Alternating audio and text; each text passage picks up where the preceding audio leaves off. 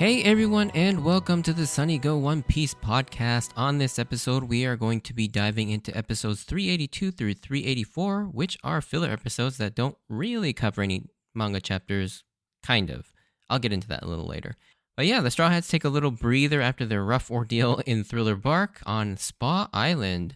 Now, this is obviously going to be a fairly short episode, as this is just a 3-episode filler mini arc. Technically it's actually 2 episodes with a 1-episode little side story. But yeah, let's get into it. So the synopsis, in these 3 episodes we get 2 separate and more or less unrelated episodes about their time after they leave Thriller Bark. And so the first 2 episodes is a mini story arc set on Spot Island where we have some people working with Foxy to try and blackmail the Straw Hats into helping them figure out the secrets to creating jewels from a pair of sisters whose father's research was being sought after. The final episode is devoted to Brook trying to find his place in his new crew as he fumbles along and gets to know the Straw Hats and their new dynamic. Alright, so differences. Despite this being mostly just original content filler, these aren't really differences, more so the fact that this thing is a little strange. So the thing I wanted to mention is that there is actually a bit of canonness to this part of the story. There are actually a few panels in chapter 490 that show some of the things that they encounter on their journey towards the Red Line. And so they're included in and worked into this story. So the first thing is they did actually see a rainbow ring. And then in the very next panel, they're also being chased by a giant tanuki sea monster that can shapeshift. And so the tanuki they encounter in the manga is actually huge and like the size of a sea king, but its design is very similar to Nuki, who appears in the fillers as Rina's pet in these episodes. And lastly, they do also get caught in a storm of candy rain in the manga as well. So it does seem like they borrowed some aspects of the manga that was quickly depicted in 3 brief panels in the manga during this time between leaving Thriller Bark and getting to the Red Line. And then they took these 3 panels and crafted a whole filler story that incorporated all 3 of these things, which I find is very interesting. But yeah, with that out of the way, let's get into my thoughts. And so yeah, we find the Straw Hats kind of relaxing on the Spa Island where everything they could want in a relaxing vacation is available to them, including a hot cola bath for Frankie. Like, what? Who else would even use this beyond Frankie? I don't know anyone that would want to actually soak in this. And then there's also a nice milk bath for Brooke. But I've actually seen real life milk baths, so this isn't actually that strange. But it's very fitting for Brooke.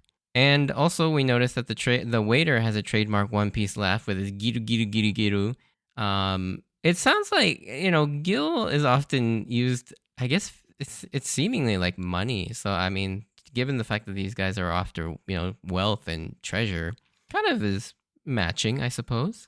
As Luffy, Usopp, and Chopper are having fun like kids, as they also catch the eye of a little girl and her pet Tanuki Nuki that can shapeshift into other things and sometimes even people, according to Japanese folklore.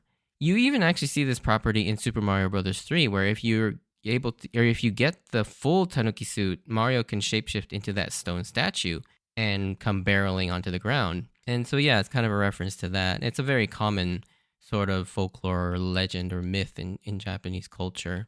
I also do like that bit where Sanji asks it to turn into a beautiful lady and it just turns itself into a female version of itself. And then it also eventually tries to turn into Nami, but it's like 3 inches tall.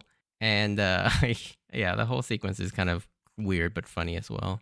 The girls in Nuki are treated to a meal by the Straw Hats, but just as they're getting ready to leave, for some reason, Foxy and his gang show back up for, I have no idea, and somehow has this weird mirror contraption that no one seems to have noticed that he drags in there. He nabs everyone that's present in his Noronoro beam and slows them all down. But now, the Straw Hats actually have 2 new members since their last meeting with Foxy in the form of Frankie and Brooke, who help to follow up after everyone is slowed. And yeah, I don't really know why Foxy was brought back here or how they even seem to keep running into each other in this vastness of the Grand Line, considering especially the unorthodox route that the Straw Hats are taking. But I guess it's anime is the best explanation I got in these weird coincidences. On a side note, true to Zoro's character, he is completely separated from everyone and seemingly lost somewhere in the lower basement levels of the resort, as we see during this whole conflict.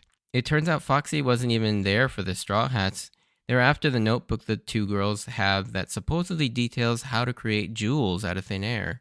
It belonged to their father, who was doing research to make jewels, but one day he ventured out and disappeared.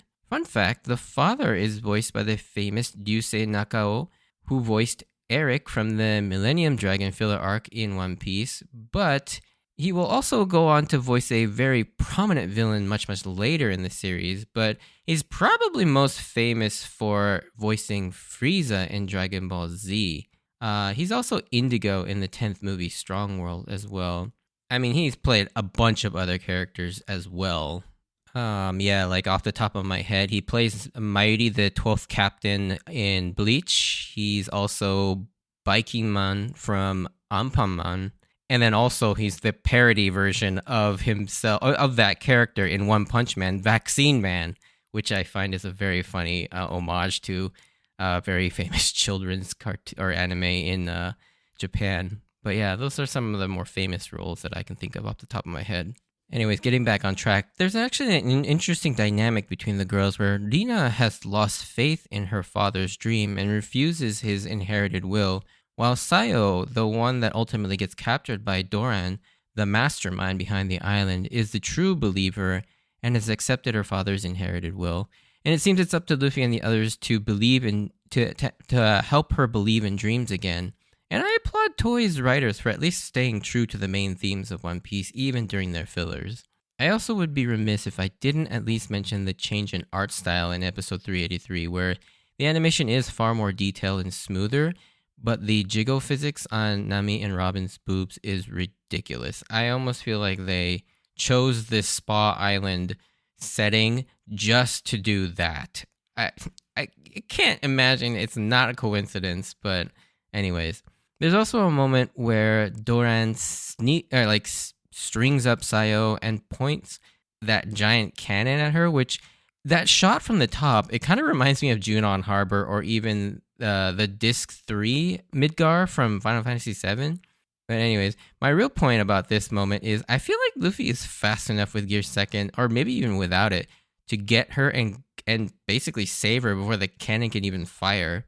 Hell, I think even Sanji or Zoro could get there fast enough like that. One thing also that just, kind of occurs to me at this point, watching these episodes, is how in One Piece almost everyone either has no parents or one parent has died. And I honestly can't think of anyone with two living parents. I guess this is a very subtle way of kind of reinforcing to us, the viewer or the reader, just how dangerous the world of One Piece really is. It's a world filled with danger, whether it be from all sorts of natural disasters, illnesses, or disease, as well as pirates, several wars, civil wars, intercontinental wars, as well as government corruption, or even just day-to-day struggles to live in a world where it seems like most of the planet is covered in water and much of the resources go to the elite aristocrats, and it seems like starvation is a very real threat as well. And yeah, it seems like every family we meet has been broken or, with one or more parental figures not present. We see in the flashback that Rina is angry because she was the younger sister and therefore possibly not mature enough to understand what her father was doing, while Sayo did. Or perhaps they worked to shield her from the dangers and hardships of the world and the harsh life of living on the Grand Line. Of course, when this is all explained to Rina, she has a sudden change of heart, which seems a little too abrupt, but, what are you going to do? It's a 2-episode filler. Not much time to really develop anything. But yeah, with the family drama resolved, Luffy just splits the whole place in half with a giant gigant axe and immediately goes Gear Third. Everything works out as the rainbow ring turns out to be a big clue on how to make the jewel, with their father returning just in time. And yeah, everything is then neatly tied up and concluded with this short story. Honestly, these 2 episodes are pretty much nothing to me. They're just inoffensive fillers that I recommend everyone to skip. They're basically your average episodic Saturday morning cartoon episode fare. So yeah, not terrible, but nothing really worth watching either. All right, now on to the last of the 3 episodes with episode 384. And this is actually an episode all on its own. It's a separate story apart from the first 2, which is rare for One Piece to have just a rare standalone episode. I think Gaimon was like the last one I can recall. And that one's actually canon, yet that still hasn't been addressed at all, if it will ever be referenced to anything at all, or if that really was just a random one-off. But yeah, this episode focuses on trying to give some more time for Brook to shine, and it follows a story of Brook trying to fit in with his new crew.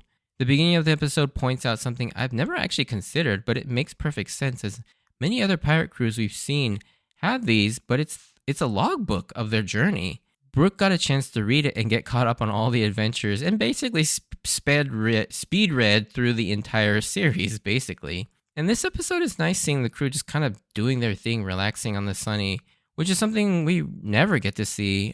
We see Brook trying hard to find ways to be useful, but constantly making a mess of things by trying too hard. But yeah, quick translation note during the scene where Brook accidentally puts soy sauce in the cannon after it explodes. Frankie gets angry at Brook for making a dumb pun, but this pretty much gets lost in translation.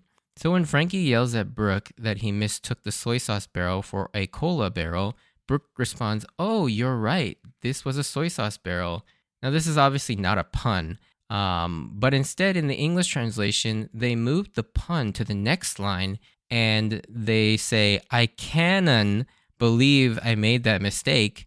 And that way Frankie's line about making stupid puns still makes sense. However, in the Japanese dialogue, the line, "Oh, you're right, this was a soy sauce barrel," is said, "Hontou da, shoyu koto dattan desu ne," which translated is, "Oh, you're right, that was the case." But the word soyu, which means such that or like that, sounds a lot like soy sauce in Japanese, which is shoyu.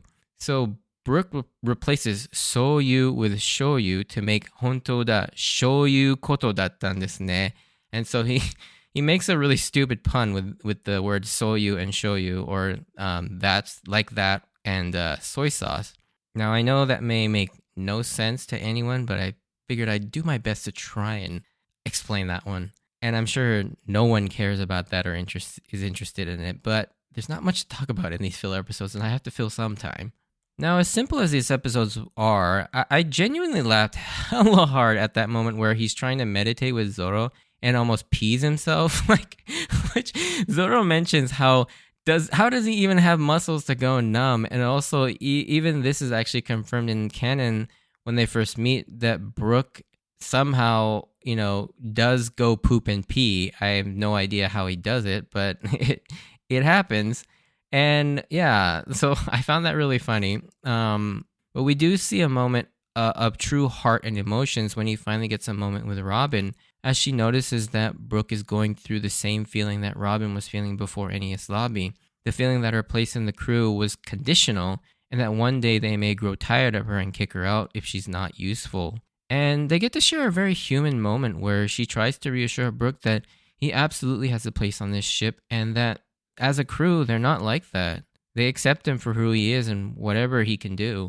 He doesn't necessarily need to be super useful or anything. And there's something to be said for Luffy's simplicity in his reasoning, in that when Luffy says yes that he invited Brook because he wanted him, you have no choice but to believe him, because there's really no hint of hesitation or ulterior motives with Luffy, because he just wears his heart on his sleeve for everyone to see as plain as day.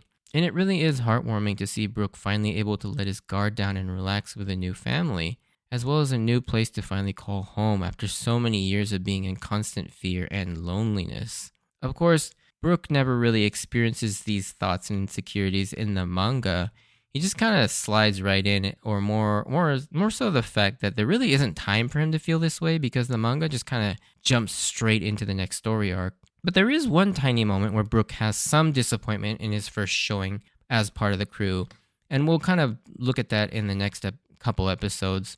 But it's not really anything, it's just a small moment. However, as far as filler episodes, this one is one of the better ones that does add a bit more emotional weight to Brook's character, so that was nice. One last thing of note with this set of episodes is in episode 384, fittingly, we get the debut of Brooke's commercial eye catcher, where we see him running on the water set to a shortened version of being Sake. So yeah, Brooke is now officially a crew member as he's got his commercial eye catcher. Yeah, in closing, more or less, pretty short and uneventful set of filler episodes. I do like that they managed to keep, filler episodes to a minimum, and they're mostly harmless. I think the most interesting about these fillers, though, is the fact that they take small moments from the actual manga and built a story around it, which I think was kind of cool, even if it was, for the most part, pretty uninteresting. I think that's still a pretty interesting concept, and I actually applaud them for trying that. Anyways, that'll bring this podcast to a close. If you did enjoy this, send me a like or comment. And if you want to join me on this journey of rewatching One Piece, please consider subscribing. Check out my Instagram and Twitter account at SunnyGoPodcast for updates of when I post new episodes or see some pictures of my manga collection. And as always, I wanted to thank you for taking the time to listen to my podcast. Obviously, no real spoilers here. So stay safe out there, and I hope to see you on the next episode. Bye.